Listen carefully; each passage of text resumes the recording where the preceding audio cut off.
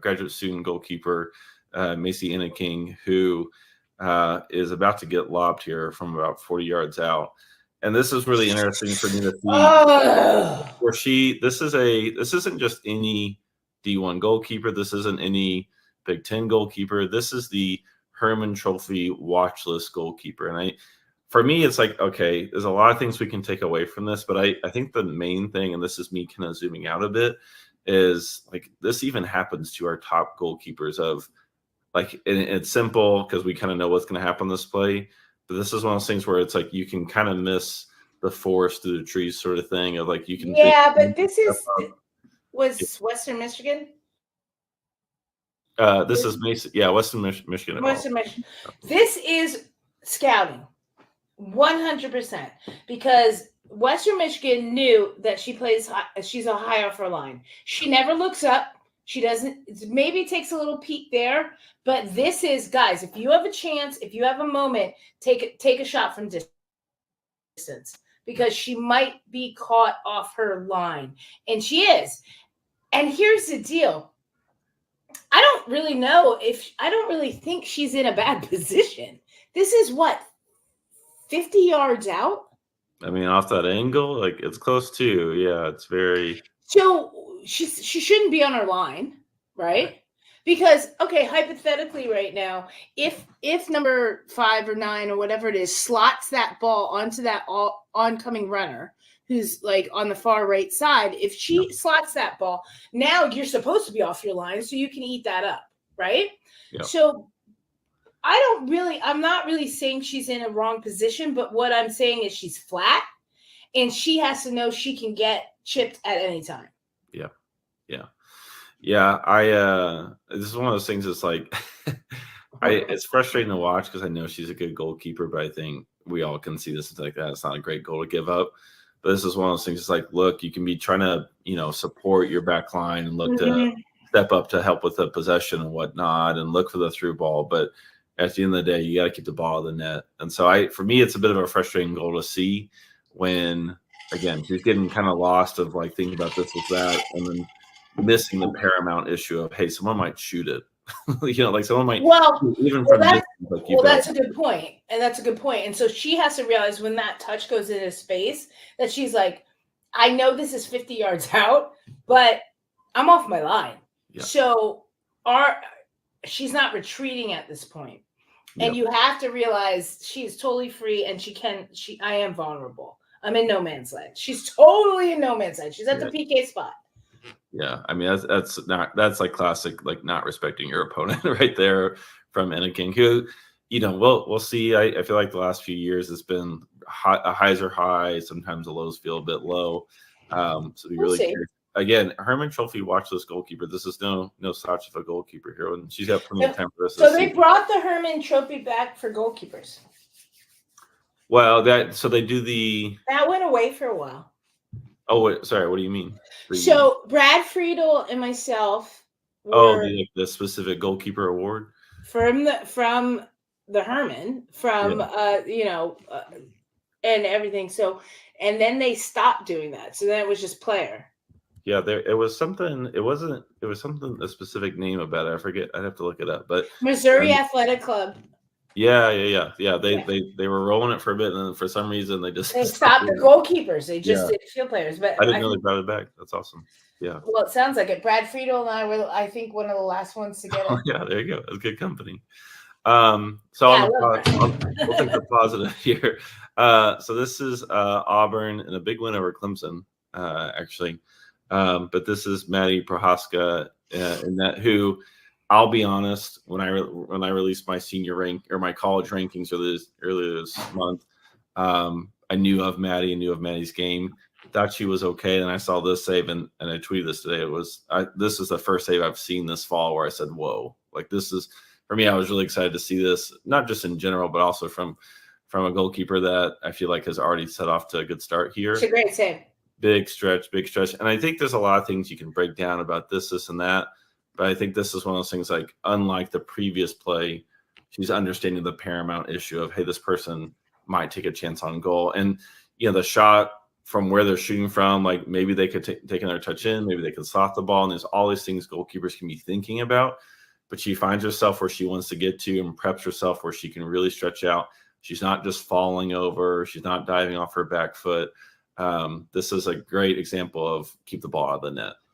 Well, she also gives herself that depth, right? So she allows herself to give herself depth in goal. Doesn't stay. She could have stayed at the 6, right? Which would have been a mistake, right? So she gives herself some depth. Then, like you said, she balances herself. Her body weight's forward, and she makes a tip. That's great goalkeeping. Yeah, my only complaint is she gets like one compliment on the play. Like this is save the season so far from me.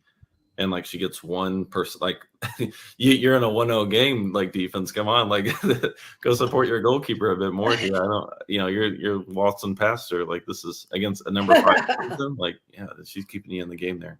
Good on her. Which is very good, very good. Yeah. All right. So last thing for me. You have a surprise. A bit of a surprise here. So I was trying to think. It's like, man, we do all this critical stuff, and we did it today. Wait. Well, I did want to ask you. In the CONCACAF Cup, whatever it was, there was some horrendous goalkeeping, and we have to go over that next week. There was such bad goalkeeping that I sat there going, "This is why goalkeepers don't get respect." Like that's all I was thinking. This is not even ECNL. This is like AYSO. I stuck my kid in the goal because they, they didn't look like they wanted to be there. It was, what I'm talking about. It was the most horrible goalkeeping I have seen in a very long time, and I want to cover it next week. I'll bring it up. I'm glad you said it. When I saw it, I was of the opposite one. I was like, I was mortified about this. Like I was mortified. It was so bad. But I think they kind of go through like their tears. Like we just went over Macy and King's goal there, but like that's gonna seem worlds apart. No, this is gonna seem like I stuck my 3.5-year-old granddaughter in the goal that is too big for her, and she didn't care. Yeah, it's basically what you're gonna see, and I was actually angry about it. Yeah, I was actually angry about it. I was like. When it's like the classic, like they're a tall goalkeeper, and you could think like I'm sure there's a 5'0" goalkeeper that would have been thrilled to be in there and done a way better job. And yeah, they're not going to cover the whole goal, but they would have been way better. Make an effort. Yeah, yeah, absolutely. All right, go ahead. All right, last thing here. I'm gonna get that next week. All right, so we're gonna roll back to 2002. Oh no. And we're going to take a look at the Philadelphia Charger. Now, I've spent some time on this, but so my thought is for a few things. Sure. First of all, we spend a lot of time talking about other goalkeepers and the highs and low. And so I thought it's like, okay, well, what better game to do than of someone who's actually with us here that we could talk about it. So I don't want to talk about so much of like the right and wrong because I'm more curious in hearing a bit of the differences, what was happening then to now. I mean, we can definitely go in some of the mistakes or positives, whatever. But there's definitely some notable stuff you're doing in here that is like either gone by the wayside for the better or for worse. And so I'd be curious just to hear a little bit from your perspective on some of this. Unfortunately, do as I say, not as I do. Yeah. Let me see what this is. Yeah. So it's a bit of a mixed bag. I'll say this: the face you're given right now, and if you can tell the goals against average of 2.58, I think sums up a bit of the season that you are having with the Philadelphia Charge. This is the 2002 Philadelphia Charge versus the New York Power. This is like the for our younger listeners. This is the pre NWSL league that came and went. This is a in some sense ancient history, but it's also, as I'm watching it, feels very relevant in a lot of ways of kind of what's going on. And you get shelled this game. So that 2.58 is always a team stat for me, and we'll see it a bit here as we go on. So I'm just going to play this out. This is about 4 minutes long here, so we'll just roll it through. If I need to rewind a bit, this is New Mexico alum Melissa Moore in the opposite net of you, I believe. Rosters here. You mentioned Charlie, your old coach there. I ended up finishing. I ended up finishing my career with New York. Yeah. And if you guys want to check out more of that, you're going to have to watch that Gloves Off episode where Saskia Weber's actions are broken down because this is Inside the 18 and we're about to start in a couple minutes, guys. This is Niko Roros, Barca Residency Academy goalkeeper coach. What's up, dude? How's it going, Michael? Good, man. Good. We're gonna get this going in a second here. Let me change these banners here, and we will get going here.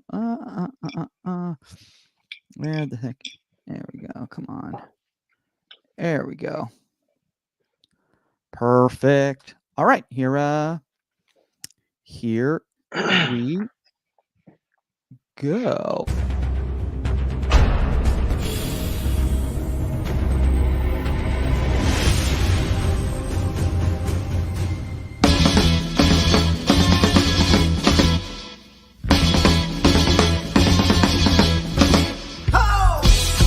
Welcome to Inside the 18. I'm Michael Magid, live from Hollywood, California. With me, with no 99 World Cup winner Saskia Weber, because she's getting ready for more NWSL action going on this weekend. You know where you can find all those shows: Amazon Prime, Ion, ESPN, Paramount Plus, CBS, NWSL Plus. Every plus there is out there. You can watch those games going on. Bally's Plus. I don't know. There's a lot of pluses out there. But joining us to fill in on those shoes, we have Barca Residency Academy goalkeeper coach Niko Roros. What's up, dude? What's happening? How are you? I'm good, man. I'm good. I'm excited. I'm excited that we're back on the air here. For some of you guys out there who might not be familiar, we've been a little bit busy this summer. Obviously, Saskia's been busy with her NWSL games. We've also been wanting to get the Gloves Off show with Bill Reno nice off and running. So we've taken a little bit of time off Inside the 18. And we've also got a lot of really cool things going on for the union in regards to partnerships and collaborations that we've been working on behind the scenes. So it's been a little bit difficult to record, but finally found a Friday where I was available and that Niko was available. So we were able to make this happen. So, Niko, first off, catch up, everybody. Last time that you were on the show, you were in the women's game at UMBC, and now you're at the very secretive Barca Academy. Yeah.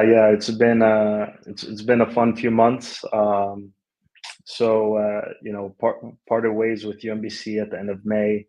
Had a small stint with Nani's team at the TST tournament as a match analyst, which was insanely fun. Through over the weeks, had some good conversations with different people and found my way here to the Barca Residency Academy in the US. I mean, the craziest thing about that, dude, is especially the TST tournament, because, like, first off, I thought you were playing in the TST tournament. And I was like, dude, Nani scouted Niko out there at Rome City and was like, you know what? I need this guy as my goalkeeper. And then I started seeing the lineups of the teams. I was like, "Oh my, okay, Niko, big time." And then you're like, "No, I'm just the guy with the glasses and the duct tape in the middle doing the analytics." So. Yeah, it was a good time. Great run, great people, awesome experience. And you got to connect with Saskia out there, right? Because she was coaching the Angel City team, right? Yeah. We bumped into each other a few times. I caught, I think, the second half of her game against Wrexham. It was a nice little win for them. And then, got to chat in the team village, we'll call it. Yeah.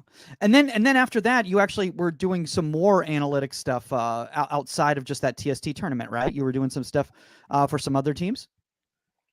No, it was just a Nani team. Okay. So at the time I was, I went away for a few weeks with them.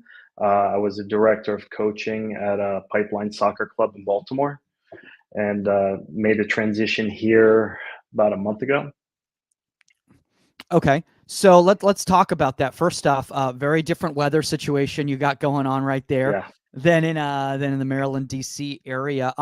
How did this all come about? And first off, why don't you explain a little bit about the residency program for some people who are not out there? They're like, "Oh, is Niko at La Masia? Where is he right now?" Yeah, so I am not at La Masia, but this is a great place to be. It's been a residency academy probably for about 13 years. Barcelona's been here for the last 7 years, I believe. So it's directly affiliated with Barcelona in Spain. Both of our technical directors are from La Masia. So it's a fantastic academy. It's ages 14, 15 till 19 years old. We have 8 teams only. We have, a team, a U15, U16, 17, and then an 18, 19 team, and we have two of each. So we have a set of teams that play in MLS Next. We have another set of teams in each age group that play in Elite Academy, the EA. So it's a residency academy here. All the players, or majority of them, live on campus. They go to school on campus. They train on campus. And it's a fantastic facility in Casa Grande. We have eight grass fields, a full residency, hotel, restaurant, and cafeteria area, ballroom meeting spaces, full, gym, 4 full professional locker rooms, coaches' offices, medical facility. Wait, did you say for the trainers? law firms? No. Professional locker rooms. Oh, locker rooms. I thought you said law firms. Yeah. I was like, No. These 11-year-olds are getting represented already. Like, wow, this is No. pretty big time. Yeah. I mean, it does get big time. So there was a player who's an alumni. He graduated a few years back, and then he actually had a good year stint with the Barca team in Spain, and is now a player for Bournemouth in the Premier League. So a lot of players that come through here end up going the professional route. A lot also go the college route, and then they chase down the professional route as well. But it's definitely a fantastic place to develop. Speaking of fantastic places to develop, there's a nice little place over in Sewell, New Jersey that you may have heard of before called the Keeper Institute. And I'm happy to announce that the Keeper Institute is now part of the Union. We're going to be doing exclusive content with the Keeper Institute, starting with podcasts starting next week. You're going to have a podcast on Wednesdays and Fridays from the Keeper Institute exclusively on the Union GK's podcast network. So make sure to check that out. Shout out to Jill and Maria and everybody over at the Keeper Institute who've been doing fantastic stuff. And obviously Tori Corsaro, who's been working very hard on their podcasts in the past. But we got some really cool stuff. And Niko, I know that you're pretty familiar with the Keeper Institute. So how excited are you that they're part of the Union now? No, it's definitely great stuff. I was able to catch Jill's presentation at the IGCC this past year. So it's really awesome to kind of see the sessions in person, but also hear the why behind it and the thought process, which I think is brilliant. Yeah, I mean, and I think, the one thing about the Keeper Institute that I really love, and one of the reasons why I think their content is going to be so beneficial to the Union community, is it's all about exploration. It's not about like you have to do it this way. It's about like learning like what works for you, trial and error, and figuring out the type of goalkeeper that you are. I mean, I remember recently they just posted a clip about a Mandy Hott, and a lot of people were being very critical of Mandy Hott's technique, saying, "Oh, this is poor technique," and blah blah blah. And then they came on board, and I forgot who at the Keeper Institute was breaking it down. They said this was an effective action in the moment. She played it into a good area. It doesn't always have to look pretty, right? No, for sure. I mean, at the end of the day, as long as the ball's out of the net, that's the overall goal. If you're really going to break it down, I think if you have a moment to be more technical, it's great too. But a lot of the time, things come up in the game. It's not like scripted set piece or anything like that, where you don't know what's coming. So you have to react with the variables you're aware of and can see. So before we kind of get into the topic, and today's topic is going to be, kind of adjusting to a youth environment after being in a college environment as a college coach. Niko, one of the main issues I see in the youth environment a lot of the times, and it's a mistake that I used to make a lot as well too, as a coach, was I was so focused on technique that I kind of out-coached the goalkeeper that was inside the goalkeeper. If that makes sense. No, it does. And I understand what you're saying. Early on in my career, I kind of did the same of being a little bit more analytical, like critical at times. Um, and for me, there's a time to kind of break things down. There's a time to kind of open it up, and speak with the keepers if you're going over film and see what their thoughts are and what their perspective was in the moment. That way you can kind of get a better understanding from it. But at the end of the day, a save is a save, going back to that principle that we just spoke about. So, um, treating trainings or different situations with a bit more freedom of action and unexpectancy of unannounced movements into live movements, I think is a very big part of the game today.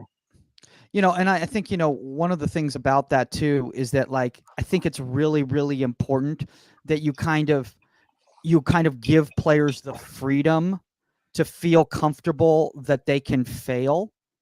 Because I think one of the problems in a lot of youth environments is that players feel like, well, if I fail, I'm not going to play, or they're going to say I'm not a good goalkeeper or anything like that, as opposed to encouraging them to fail, encouraging them to stretch themselves, encouraging them to make their range longer than it is, all those sorts of things. And obviously you've got a fantastic methodology that you put together, and this is obviously one of the reasons why you're at the Barca Residency. So kind of walk us through kind of your methodology first before we kind of get into that kind of discussion about the youth environment. Yeah, so I mean, you can kind of pass that up. It's just a bit more about me. Um, Basically, I like holistic approaches, and then getting into core values of how we want the environment to be. Myself and the goalkeepers as well. It is a collaboration because they work with me, I work with them. We create our own environment and our own team within each team within the academy, however you want to see it. So for me, I like a bit of professionalism, team mentality of everyone being together, even if it's not like, you're not with the same team you're not both on the 19s, but you train with someone from the 17s or the 15s this day.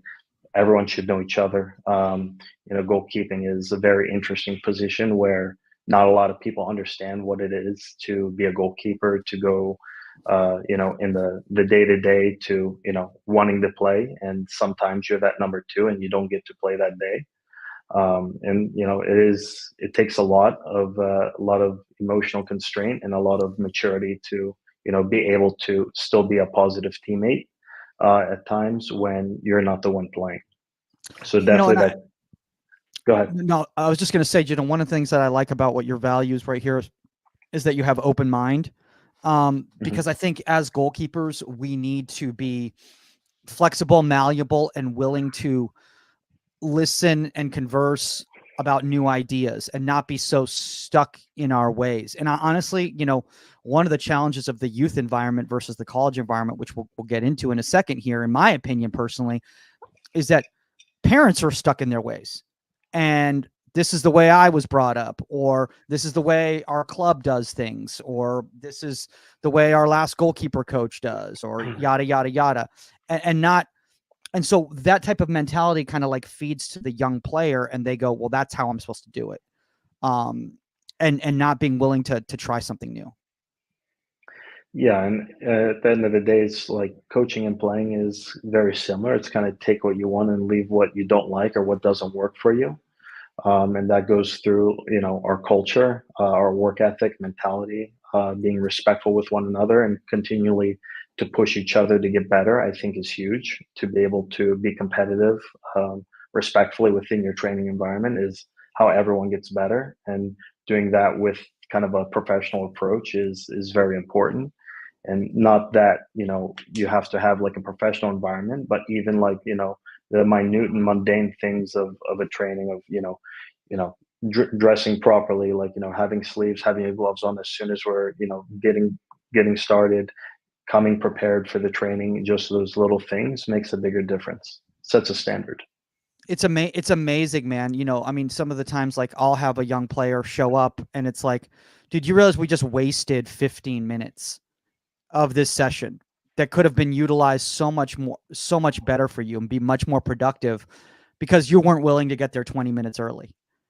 and get this all out of and get this all away. And I understand, and this is one of the challenges of the youth environment versus the college environment, is that carpools and, you know, parents and the other kids' schedules and all those sorts of things. But, you know, that's where the communication has to come in with the parents. Now, obviously you're in a residency program, so it's a little bit different, but why don't you kind of, you know, talk about like the primary differences between that youth environment and the college environment? Yeah, I mean, it's a good question. So, I mean, in both, you know, environments, you have the team setting, and you know, with that, you have a different approach to the game of wherever you're at. So it's understanding kind of the background and the methodology of, you know, what message you're trying to convey, what phase of the game you're trying to build. The college season's really split up into two seasons: competitive season in the fall, and then more of a developmental season in the spring. Where in the fall, you know, it's a strict regimen of, you know, you have this day off, we have match day -2, 1 match day, and then match day +1, -2, and continues that cycle. And you have a lot of quick turnaround time, you know, prepping for matches, prepping the players, and then also kind of you have to balance the roster at times depending on injuries, suspensions, and whatnot. Compared to a residency academy where, you know, it's throughout the whole year. We have players that, you know, have different goals and ambitions. So at the same time, you like, you know, you want to understand that player, but also have them understand that this is not like, you know, a short season. We have to find the longevity of it because, you know, we play now until May, June, if we make, or when we make playoffs, I should say, hopefully. Well, you know, one thing, Niko, that I kind of want to bring up really quickly, and I think this is one of the challenges for a lot of young coaches that come from a college environment and get a job at a youth club. Now, again, you know, most people are in an environment that's not a residency program. They're in an environment where it's more of an independent club, or it's, you know, supplemental to their club training. Is that a lot of these young coaches try to can command their behaviors the same way as when they were working with 21-year-olds, 22-year-olds, and Yeah. you are literally working with children. So how do you change those behaviors? Because can you be as tough, quote unquote, on a 11-year-old as you can be on a 22-year-old? For me, it doesn't even come down to, you know, toughness or not tough or hard on players. It's kind of the coaching style. Each coach Mhm. has their style. Everything kind of works for that individual or it doesn't work. A big part of it's like, you know, what synergy you have with the players. It's, you know, creating a good foundation of, you know, player coach relationship of, okay, like, you know, you understand how I coach, I understand kind of how you play, and then finding a balance in there. And it's my job to kind of help manage that. It's my job to keep it fresh, stay creative, and keep them on their toes, and, you know, push them, you know, in moments of situations. Oh, I haven't done, you know, this type of training before. Okay, let's try it out, see what comes of it. Could be a good session, could be a bad session. And I feel like that's the other thing. A lot of people think that, oh, I always have to have a good session. They should have bad sessions. And I think, you know, that has to be a realistic thing and acknowledged amongst a lot of coaches, especially young coaches. Even, you know, I have friends at the professional level. You know, how was your session today? Not good. Bad session today. And that's how it is. Okay, how are we going to change it? How are we going to move on from it? Because it's life. Everyone's human. Everyone has, you know, stuff going on. Sometimes that affects us in different ways. So how can we help each other through it, and how can we help each other to our overall goal? I think that's the biggest thing about, you know, running this academy is understanding the players because they come from different backgrounds, different countries, which, you know, there's some cultural differences there, and, you know, base foundation, you know, different schools of the game. At the college level, you know, everyone kind of comes together and you kind of conform to that way, and you have a very short time to do it. Here, you know, it depends on the player. There are some players that have been here for 4 years, others that have been here for a month. and we're playing our style and we're trying to build upon it. So some already understand it, some it's a learning curve. So it depends on the person and the situation. There's no one set answer. So I want to bring this up really quickly, before we kind of, keep moving forward here, is like, I think one of the things that really needs to be stressed, especially for young coaches out there, is that when you move into a youth environment versus a college environment, just because of the age factor, you're dealing with players that are less experienced, just they haven't had the reps of not only playing games, technical training, but also life experience. So you have to balance that, right? Yeah, you have to balance it, and we have a RA department here that does a fantastic job with getting the guys out for go to groceries once a week. Okay, we'll take a trip to the mall. This weekend we'll go to a car show. Just little things to kind of get away from the soccer aspect, and like we'll have movie nights and different things like that because it's very different for a 21-year-old or 22-year-old to be away and in college.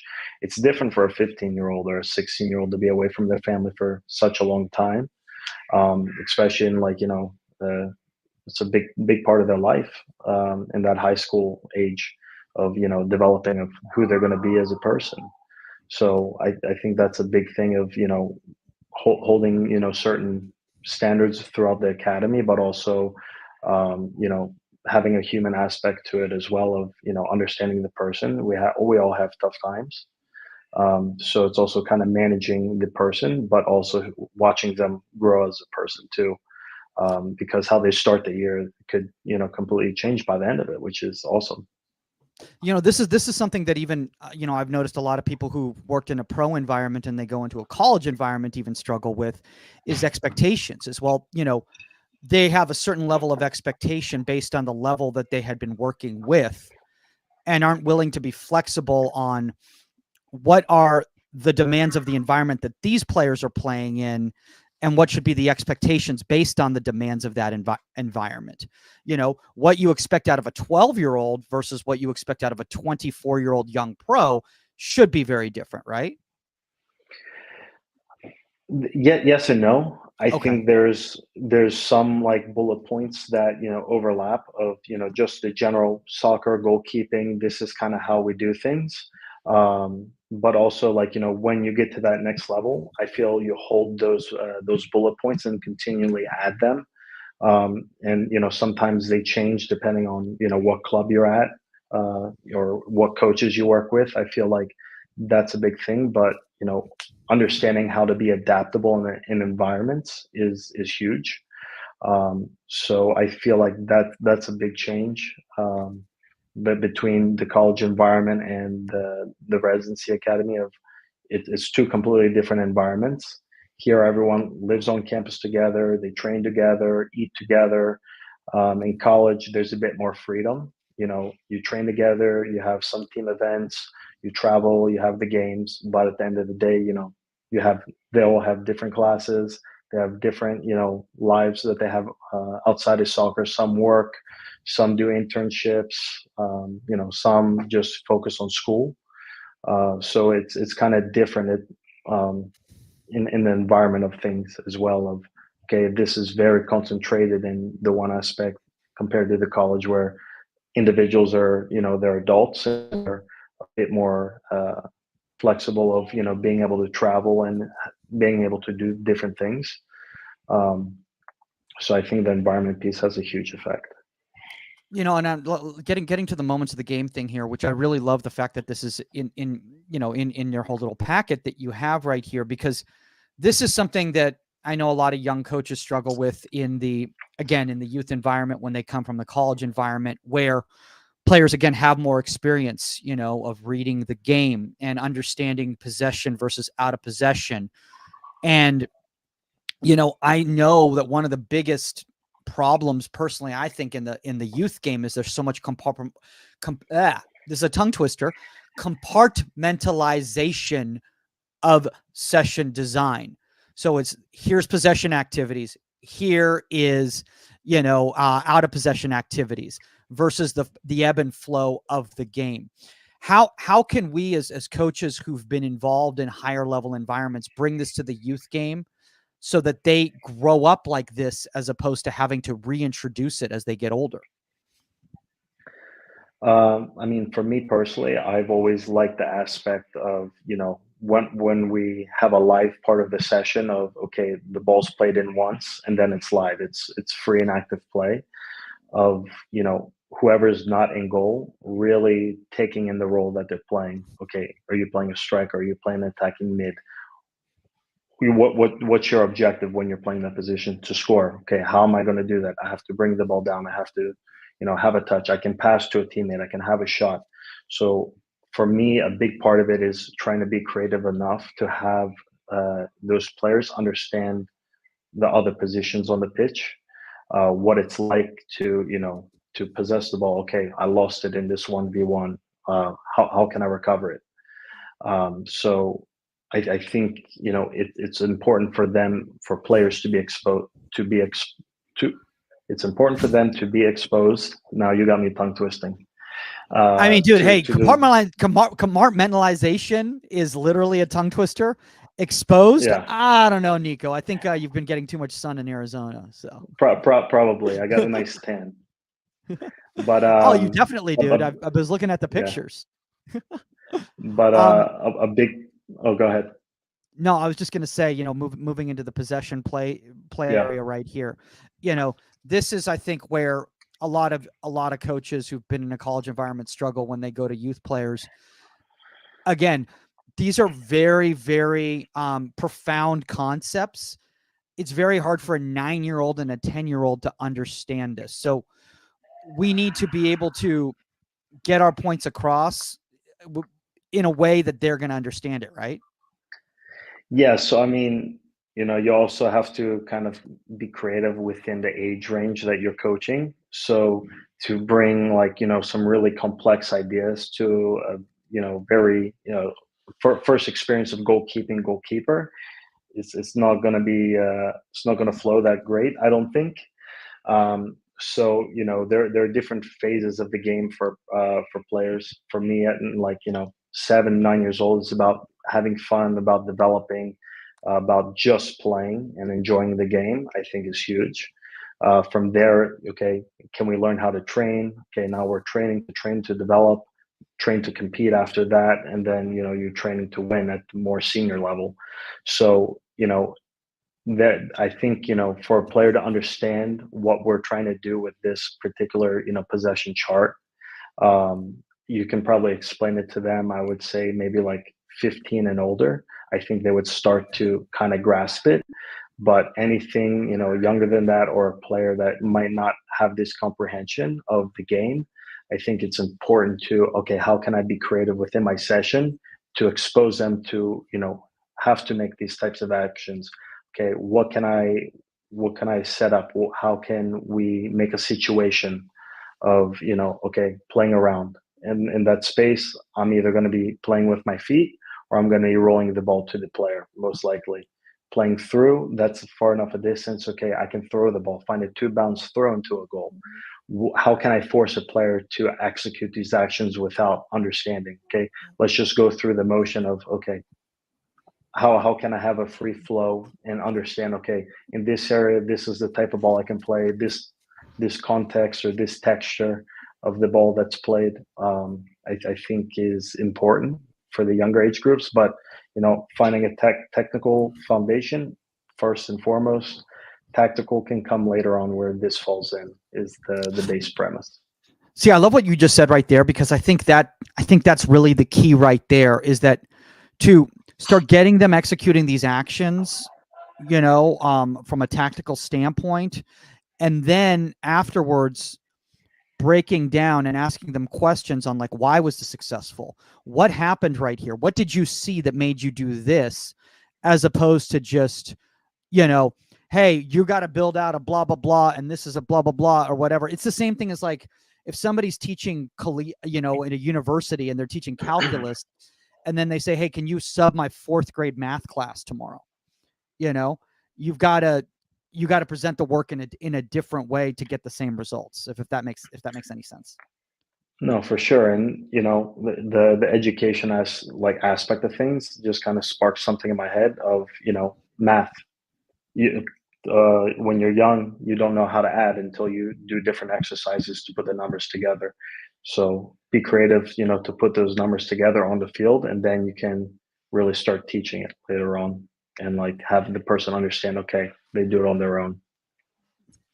Yeah, and I think that's extremely important. If you look at it, if you go from a basic build, build out. And I always explain this to a lot of young players and stuff, is that, like, when they come into a new environment where maybe they're being challenged or they're being exposed to different techniques or a different understanding of the position by an educator than they may have been in before, is that there might be some steps back from where they were in their old environment. And that's okay, because you're going to take those steps back in order to get to, you might have to go back to step A when you were at step C in order to be able to get to step F, if that makes sense.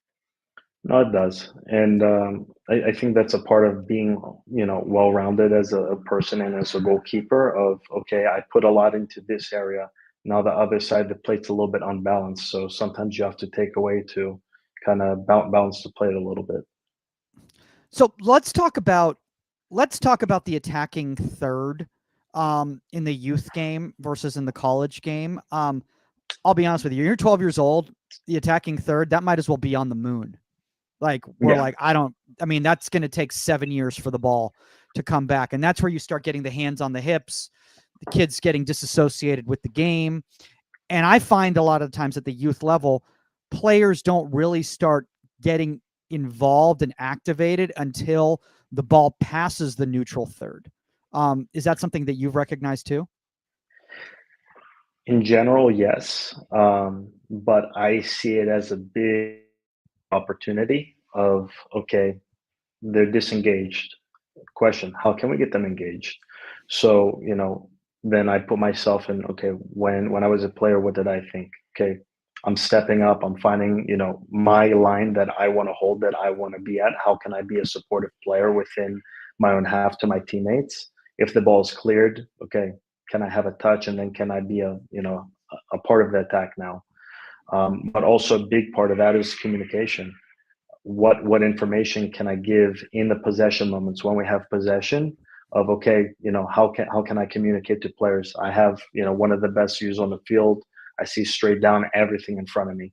What information can I give to my teammates to help them make decisions? It's not only in the recovery moments of when we're defending, of giving, little points of communication, because then at that point, if we're in our defensive third, I can only say so much because I'm focused in on the ball. I have to react if an action is taken by the other team, compared to when we're in possession and the ball's in our attacking third. Okay, I'm a bit more relaxed. I can see more. How can I help guide my team?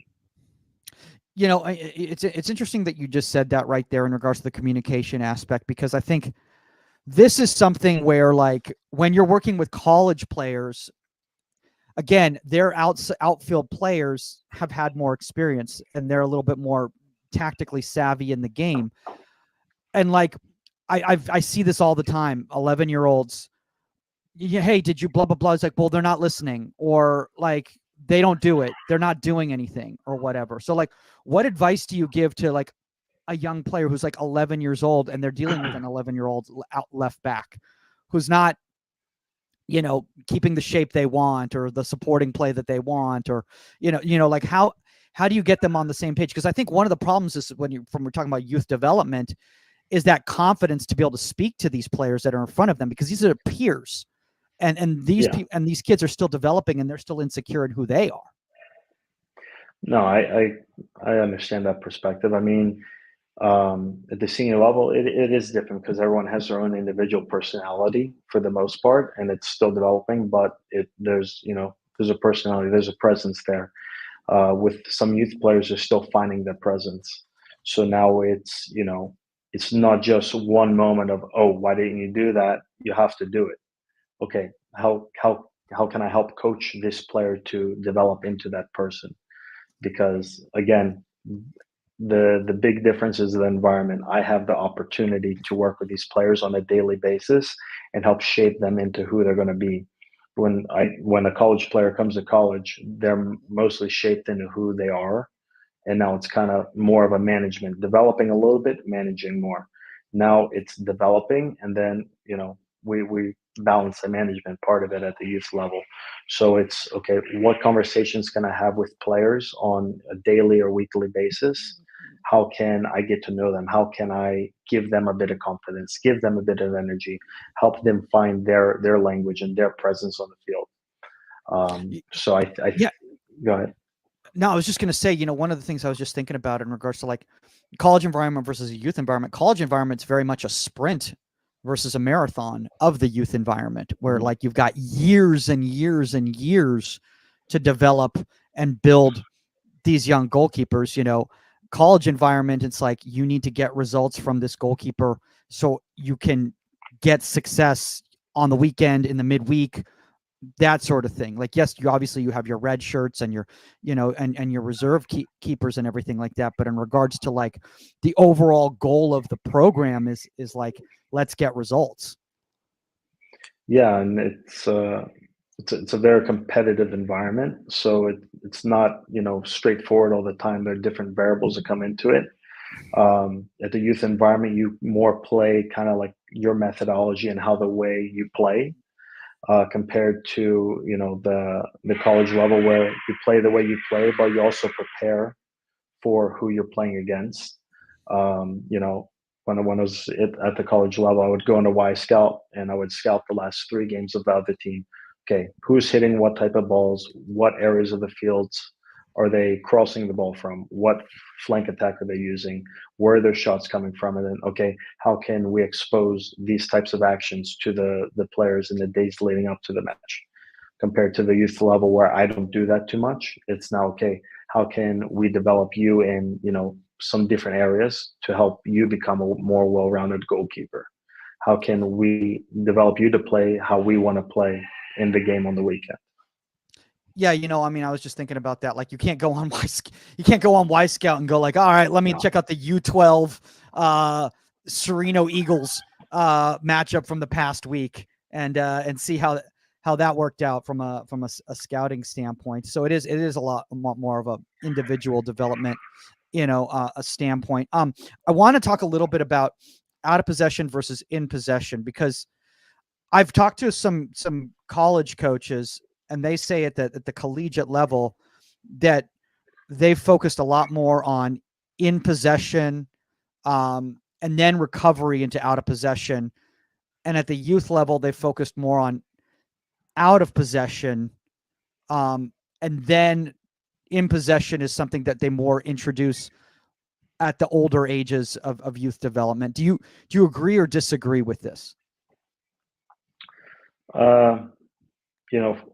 I think it depends where you are. For me at the current moment, I think it's big on possession, Okay. and then in the recovery, in the transition. So, I don't focus on one or the other. I focus on more of all 5 moments of the game, because the game isn't unexpected. I can't just train one at a time. It has to be, a mixed bag. So what can I do that's going to be unannounced to, keep a player on their toes? So, you have possession moment, recovery moment, the transition between the two, and then free kicks. So how can we train these, different moments of the game? Um, and what you train is kind of what you become and what your identity is as a team or as a unit. So we want to be well rounded. We want to be balanced. For me, I like to train all of it. I like to expose all situations, not just be heavily set into one, because this is what I think that we're going to see, or what I think that we're going to do. Um, you know, our job as coaches is to develop the players, to expose them to situations and actions, and have them make the right decisions come the game day. I can't, be a PlayStation coach where I'm telling every action to do. There has to be a bit of freedom there for them to make their own decisions. If I'm telling them every single thing just to give them that vote of confidence in every moment, it's going to be, overwhelming. There has to be a bit of freedom for them to become who they're going to become, for them to find their personality. By the way, this right here, understanding our pitch, I've never seen this before. This is massive. This is so cool. This is one of those brain exploding moments for me. I'm like, man, why didn't I ever think of this?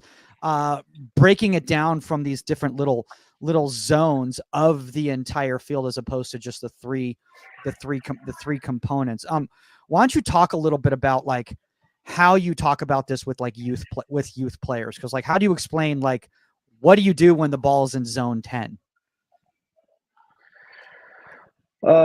So I mean, with this diagram in particular, it's just kind of understanding where the ball is in a very specific area, and then kind of, okay, where are we at as a team? So it's different if the ball's in zone 10 and it's a breakaway ball. Okay, we have to have somebody step delay. Compared to, okay, it's a free kick from the zone 10 area. Okay, where are we going to have our back line? Where should I be on the pitch? What are the options for the ball to come in? So for me, this is a big part of, our defensive phase, more so from zones 1 to 9.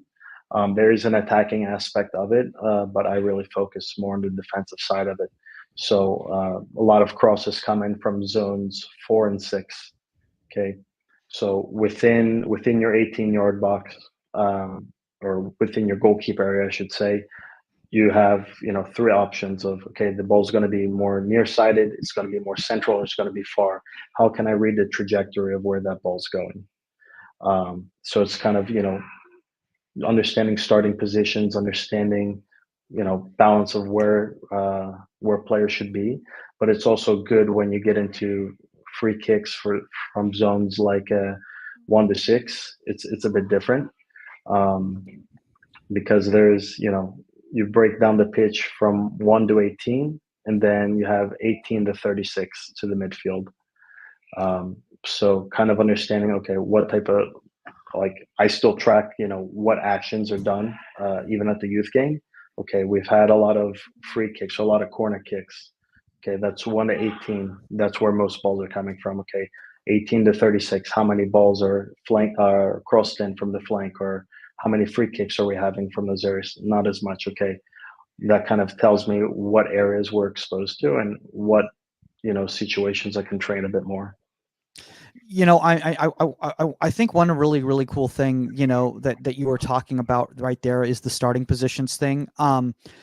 Again, this is, I think, a challenge for college coaches when they go into a youth environment, whether they supplementally work at a youth club, or they work a youth clinic, for recruiting purposes or whatever, is that the starting position of somebody who's 5'2", because they haven't grown yet, is going to be very different than the full maturated, 18-year-old that's now 6'3". So like you have to again understand the demands of their environment and what's realistic for their environment. Are you training these youth players for the eventual starting position based on where they're going to be as an adult, or are they training them based on what's going to happen at 11, at 12? I mean, for me, it's not even training. I mean, it's having them understand the position in general. Okay.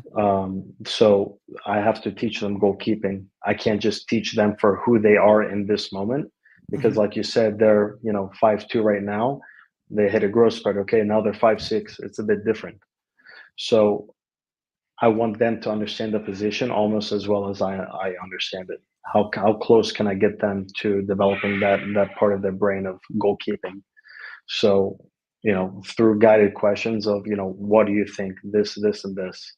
Or, okay, if the ball's here, where could you be? Why could you be there? So it's kind of through those guided questions of having them understand the positioning of it, but also having them understand the concept of, height difference. So I have a group that the shorter player is probably like 5'4", the taller player in the age group maybe 6'1". So okay, Lucas's starting position is going to be different than Brandon's. So okay, what's the difference here? Go through the differences, and what's the basic concept? If the ball can go over your head, you're all too far. What's the main thing we want to do? Keep the ball out of the goal. Okay, how can we do that? How can we get to the ball the quickest for us? So it's more for me. It's teaching the position, having them make the decisions. It's not this or that. It's okay. What can be in this moment and why? Because there might be a day when I'm not there, especially like some game days. I'm not at every single game. How can they coach themselves in moments? Yeah. I was going to say also, like, from an expectation standpoint, like you were talking about free kicks, is that like, you have to understand, like, hey, I'm teaching you, this is the starting position that you take for this zone, for this dead ball coming from this zone. Like, you're going to grow. Like, like, yes, you're going to get scored on right now. There's nothing you can physically do about that if that ball's hit into a specific area or whatever. But I'm teaching you the right, I don't want to use the term right, a successful position for when, as you grow with the game, eventually it's going to work. Eventually it's going to work for you. And don't get frustrated about those balls looping in over you and all that kind of stuff. Yeah, I think that's a big part of it. And the other thing that goes with that is the emotional piece of it, because there are going to be a lot of times you get scored on. Sometimes you're also going to make the right decision and make the save. And I think that balances with experience of, okay, I'm going to get scored on more early on in my career, but once I'm exposed to, okay, that ball coming from that area so many times, I'm going to be able to read the trajectory better, the time it better, to get to that ball better through learned experiences. So I think having that approach to it is very helpful, because you also have to be very positive at times, where a lot of times the goalkeeper is going to be really hard on themselves. They don't need someone else being absolutely hard on them too. Okay, how can we pick you up? How can we coach you through this moment? Forget about it. Move on to the next one. It's done. Because it could be 20 minutes into the game and you still have the rest of the match to go. If you're going to be down that early on, you have to find a way to press on. This is something really interesting that you just brought up right here that I'd never seen before. And it's making me think of like preventative goalkeeping, essentially, is like taking a defensive mentality to attacking. So like, what do you mean by that, just by like in layman's terms, for maybe like a youth player that's listening to this? Yeah. So the layman's terms version of it would be, try to understand what the other person is thinking. And that kind of goes back to what I was saying earlier with, okay, when we're in the unannounced and the live part of our training session, okay, you're in the striker position, fully take in what it feels like to be a striker. A lot of, like, all goalkeepers, they want to play the field every now and then and score a goal. Okay, do it, but how can we learn from it as well? Because there are different types of actions. There's anaerobic fitness and why am I forgetting the other one? Aerobic. Aerobic fitness. Okay, there's two types of fitnesses. Okay, and goalkeepers and field players, they're very different. Field players, more longevity through pace. Goalkeepers is a lot of short sprints. There's even, when it comes down to testing, it's very different. So our actions as goalkeepers are very different as field players. We have the only ability to use our hands to control the ball most of the time, other than throw-ins. Okay, so now that I'm in this striker, in this field position, I'm going to be doing different actions. How can I have a different sense of touch? How can I understand, okay, when the ball comes in, it might bounce into this area if I don't have a good touch. Okay, what's it feel like when I'm under pressure, when someone steps to me? So now I'm a goalkeeper, I'm a striker, and the goalkeeper has closed me down for a 1v1. If I'm the striker and you've closed me down for 1v1, I know what it feels like to have that pressure. What are my options? How big is the goal, and how small is the goal? So fully take in that perspective of what it is to be a striker, what it is to play that other position in the moment, because then that's going to help you organize your team, but also help you defend against the other team. Got it. Okay. That makes a lot of sense. And honestly, like, that's That's such a really good, and that's why I also encourage so many young youth players. And again, when we're talking about the youth environment, is encouraging these youth players to, play in the outfield, and to get that perspective in order to understand what it's like to be in those positions. You're going to have a better understanding when you're dealing with it in goal. So now you're talking about holistic sectors of the team and the unit. By team, do you mean like the team around the goalkeeper? Is that what you're referring to, or are you talking about the staff? So for me, like, say we're just working with one team. Say it's like the U17 team. Okay, the U17 team is there. Each team's going to have its kind of culture, and they're going to have kind of their way of doing things. What's that mental background of how they do things? There's a defensive part of the team of, okay, this is what we look like when we defend. There's an offensive part of offensive side of the team. This is what we look like there. What do our tactics look like? Okay, we have a physical aspect to it of, okay, are we fit? Are we training in the gym, or are we just doing soccer on the field? So there's a different sector there, and then goalkeeping, we have our own part. So there, for me, we're just one part of the bigger picture. So everyone has a job. Each individual has their job. When we come together as a goalkeeper unit, we have a team. Our goalkeeper team. What's our goalkeeper team job? What do we want to do? We want to develop and we want to perform. Okay, we do our role. That's our job, and our job is a part of the rest of the team. It's a part of the bigger picture. So training is just to train. When at the end of the day, the head coach is gonna put the starting lineup out there. He's gonna manage the team, and I'm gonna be there to support and have a line of communication on both sides, from the goalkeeper side and also the coaching staff side. Got it. And I think you brought up a really good point, because when you're talking about like a college environment, it's one team. There's one team. There's one culture.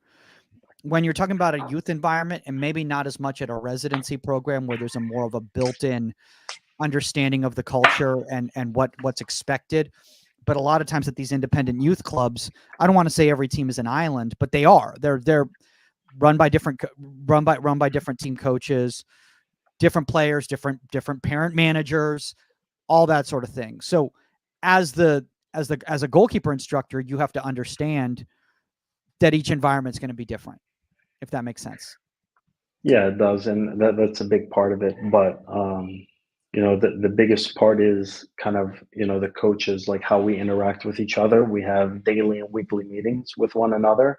We're all in the same office space, so everyone's really on the same page of kind of how things go about, and we want to kind of be able to keep fluidity through the academy, because if there are injuries, then okay, players are going to have to get moved around a little bit. How can we help support? So I think that's a big part of it too. We also have to have similarities to our game and our style, and really keeping it in house with us. So like a big thing, we actually don't have parent managers. Parents, they come to the games and they enjoy the games. That's a big part of it. Of, okay, the soccer part is the soccer part, and the team and the club, they take care of everything. Yeah. I mean, that's one of the great things about a residency program like that. And then obviously around a lot of MLS Next programs and everything like that. The unfortunate reality of at least, football in the United States at the youth level is that most clubs are independently financed by parents and volunteers. And because of that, their resources, they tend to go towards parents to help in these positions. Does that provide a challenge for the staff, you think, Niko? I don't want to put you on the spot here. I want you to be able to get a job in another environment if you ever need to. But what do you mean by? Well, what I mean is that, like, that? Like the challenges of, like, okay, there's no, obviously a residency, you don't have parent managers. But if you're at, Hollywood Soccer Club, the U10 team, the U15 team have managers and their parents, and they're different types of people. And those teams are are run different ways because of these people who are kind of the managers of it, you know. Now, obviously, I think things like that Gotcha.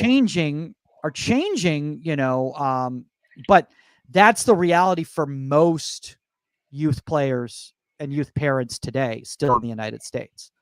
Yeah, and there's nothing wrong with that. I think, you know, to lend a helping hand and to volunteer time like that, it's a big part of the sport.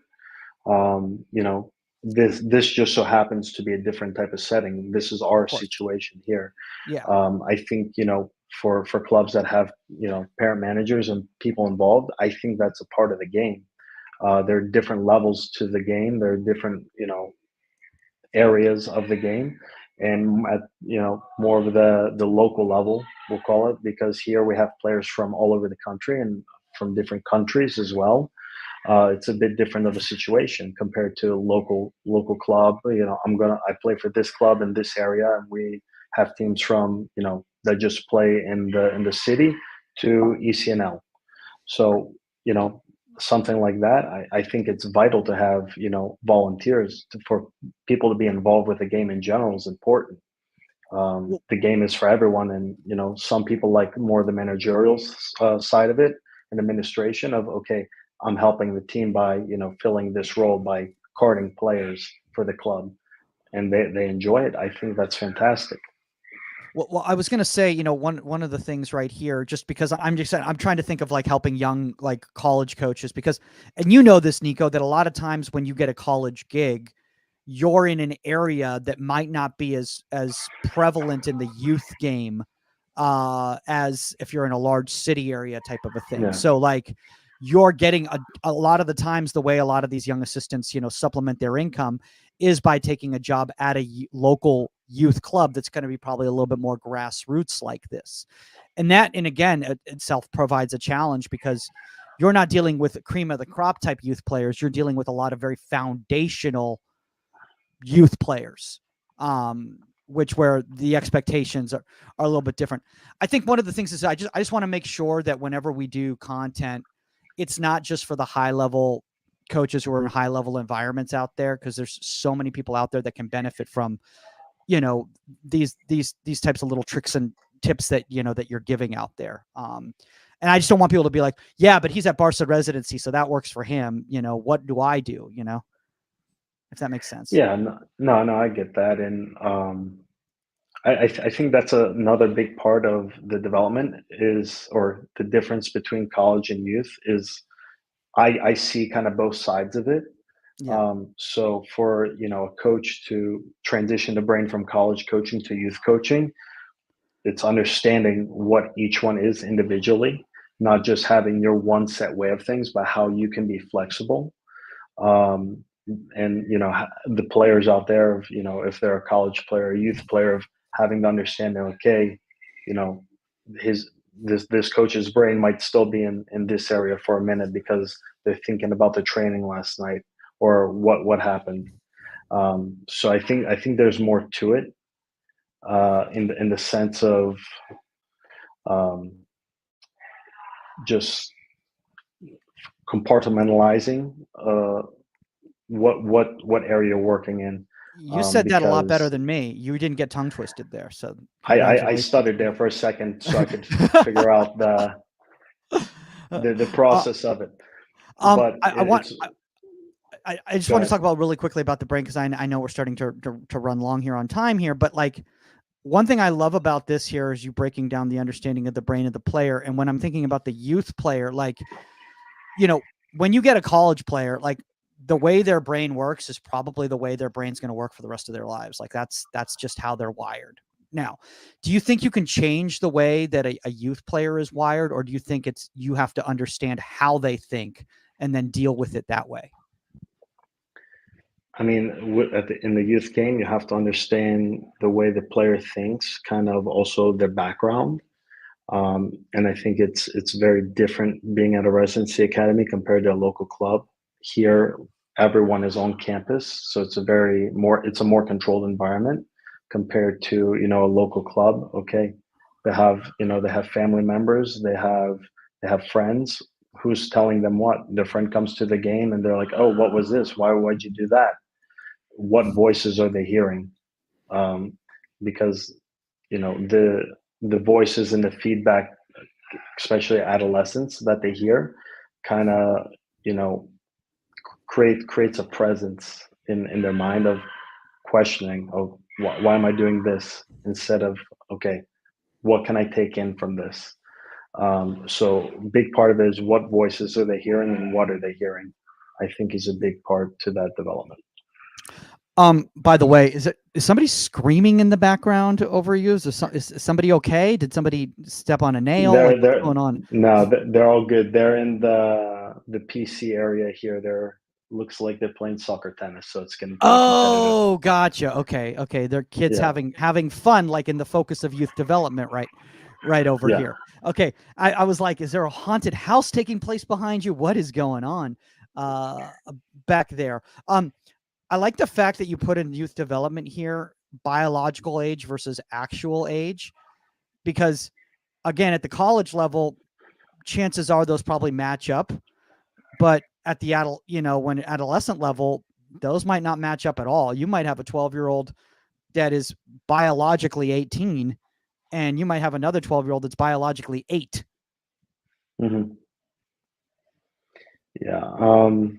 And that at the youth game, it's a big part of observing that area to kind of see, okay, where they might go with it.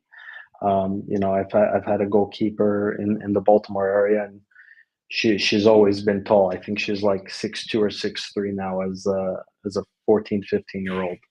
So it's kind of understanding that, because that affects the training as well. What coordination do they have? How fast have they grown in this period of time? Because that technique is going to change. They've grown 6 inches in a year. Okay, I can't just have a light step to the side. I have to have more of a push, or I have to kick out a little bit to get to this low ball now because of my height. I think that the height affects their actions a little bit, and how you can continually develop that technique with how they're growing.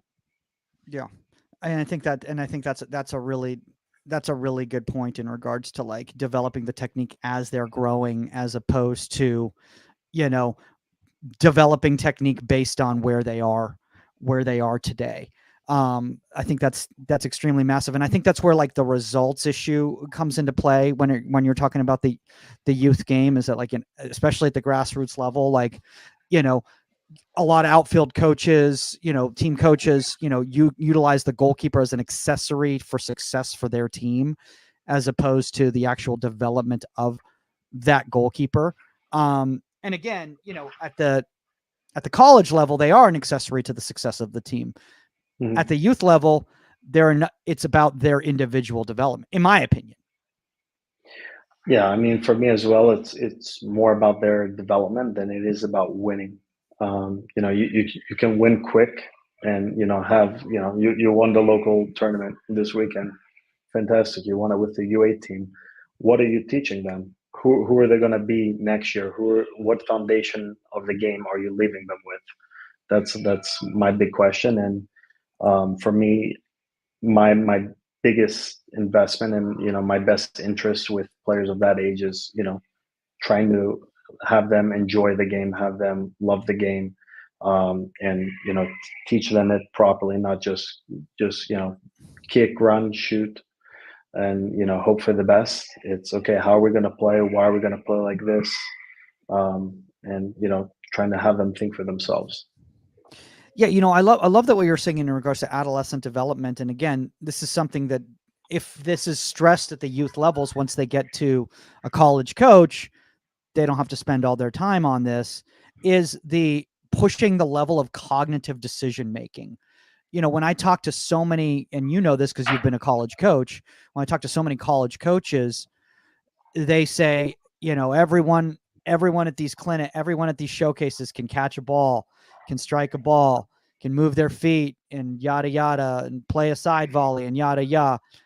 Where they all struggle is the decision making aspect, and recognizing the scenario and appropriate actions for those scenarios. So how do we develop these at the adolescent level so that is not something you even have to worry about once you get to the college level? Yeah, I mean, a big part of that is, exposing them to kind of situational training, but also live training and, very unannounced movements and actions. How can I deal with it? I'm not telling you what's going to happen, but the ball's going to be played in. Are you going to be more focused on the person and the player, or more ball oriented? So I think to be a goalkeeper, you have to see the person, but be oriented on the ball, and then be able to make the decision at the appropriate time of, okay, I'm going to go for it, or I'm going to sit back. I got to call away and drop back to my line, or okay, I can close them down in a 1v1. Yeah. By the way, man, we're like an hour plus in, and like Yeah. we've just scratched the surface, dude. I feel like we could keep going for like another 3 hours, but I know that you've got a lot going on right now. So do you want to share some of these session designs, or do you feel like the audience has gotten enough? Like what are your thoughts? How are you doing on time? I mean, I'm doing okay. I still got let me see what time is. Yeah, I got a bit of time left. If you want to put the two sessions I sent you up, you're more than welcome to. All right, so this is session 1 that you've got right here. So now this is kind of a way to kind of paint that picture based on all the methodology and the conceptual stuff that we've talked about, on the show today. What is this session, and how does this kind of come into play with what you've been talking about in the youth development? Yeah, so this is, a cutback session. So it's finding the basic handling and that sense of touch to start through different actions of catching, turning, different textured balls coming in, whether it's a volley to hands, basket catch, ball from the ground, and watching that leg load into the ball coming to you.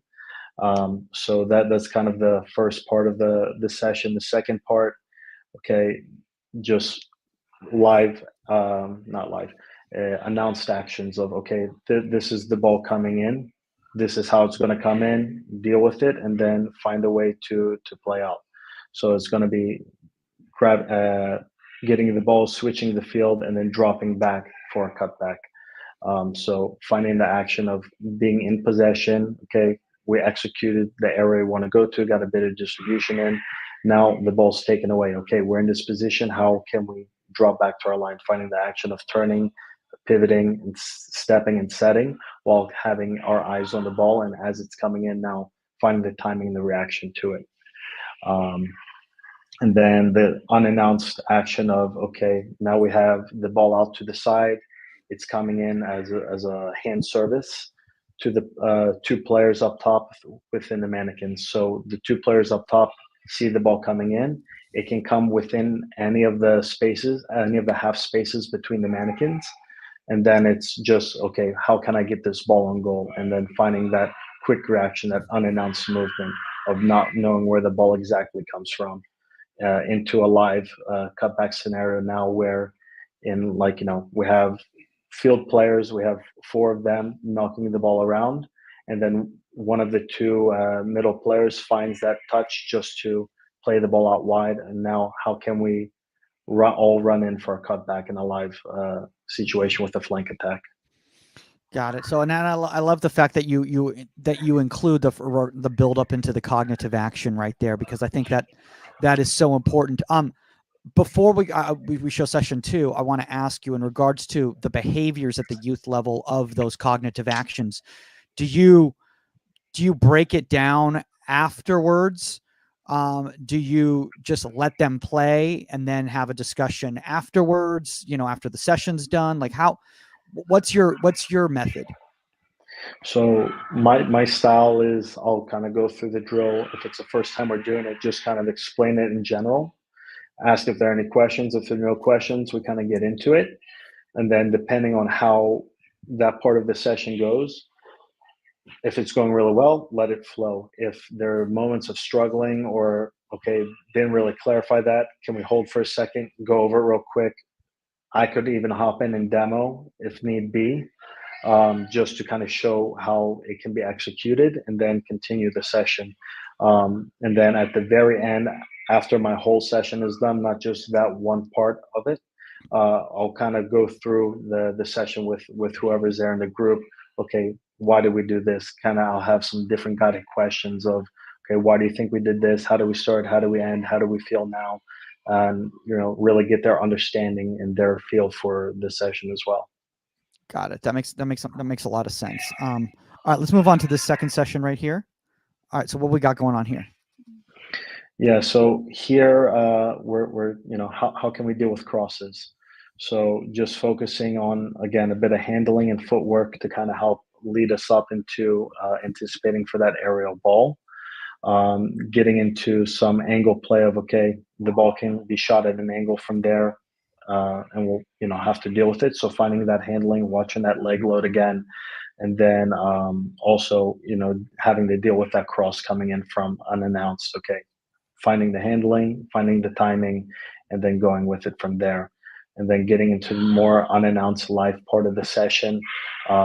I love having a flat mannequin and then having the ball start right behind it for a touch to the side and then a quick cross. So I can hit it left-footed or right-footed, and the ball's going to come in differently either way.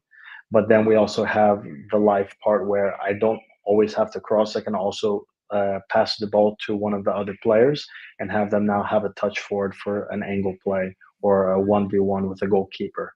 So tying in just that general handling with the different actions we want to be exposed to what it's like in a live scenario, what situations we can potentially deal with. Got it. Okay, that makes a lot of sense. And obviously, when you're talking about like these live crosses and everything like that, like, again, you're trying to make these realistic to the level that you're coaching at, so that it's the realistic cross. Like if you're working with like 10 or 11s, it's going to be very different type of service in the box than it is 15, 16, right? Yeah. Okay. Yeah. It's different at all levels. There's some goalkeepers that are younger that could be more advanced and be able to deal with the ball. So it's understanding of who you're working with and how you can also push them to grow. So if it seems too easy, how can I challenge them a bit more? If it's too hard, okay, how can I adjust for the session and, maybe take a bit off the ball or play a different type of ball in? Got it. Okay. Well, dude, I think we've gotten a lot of information out there for people. So guys, just make sure if you've been listening to this, definitely make sure that you watch the video as well too. There's a lot of really great information in all of Niko's content right over there, and maybe we'll post that on the app too, so people can check that out if they missed it on this episode. Niko, I know things are very private right there at Barcelona, so I'm not going to ask you to share any plug anything that you got going on, because you probably can't say what you got going on. But obviously, if people want to reach out to you on the Union platform, it's at Niko Roros. Is that what it is? I believe so. I got to let me double check right now because I don't remember off the top of my head. I believe. Well, you've had a busy summer, dude. You've had a busy summer. Yeah, I've been a bit all over the place. Hopefully we'll have that fall edition of My One Perspective coming out soon. I love those, man. Those are great. Those are really quality. If you guys haven't checked those out, check them out in the backlog over on Niko's channel over on the Union. Obviously, guys, if you want to reach out to us, it's contact@insidethe18media.com. If you have a guest suggestion or a topic suggestion, or at Goalkeeper Podcast on the Union or other social medias. Again, make sure, guys, to check out all the new shows that we got. Gloves Off with Saskia Weber and Bill Reno, where they break down the different actions of the last week's games. A lot of fun that show is. And the new TKI podcast, which is going to be every Wednesday and Friday on the Union GK. That is all the time on Inside the 18, and we are out. Later, guys.